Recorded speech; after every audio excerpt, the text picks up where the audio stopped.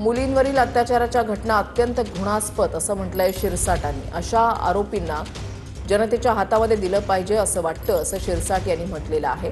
आरोपींची हिंमत वाढत चाललेली आहे।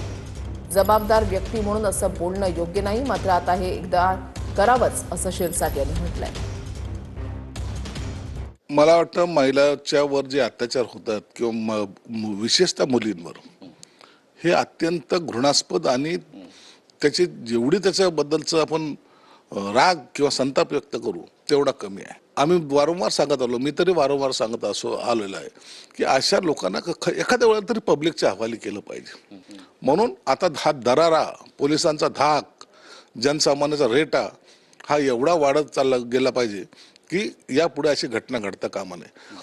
गृहमंत्री आणि मुख्यमंत्री एकच दोघे पद मुख्यमंत्री साहेबांकडेच असल्यामुळं ते त्याच्यावर लक्ष ठेवून आहेत आणि त्यांनी सुद्धा वारंवार या गोष्टीचं खंडन केलेलं आहे। वारंवार त्यांनी सांगितलं की आपण कोणताही आरोपी तात्काळ त्याला शिक्षा कशी होईल याच्याकडे त्यांचं लक्ष सुद्धा आहे। कॅमेरा पर्सन चरण मार्गमसह गिरीश गायकवाड, TV9 मराठी, मुंबई।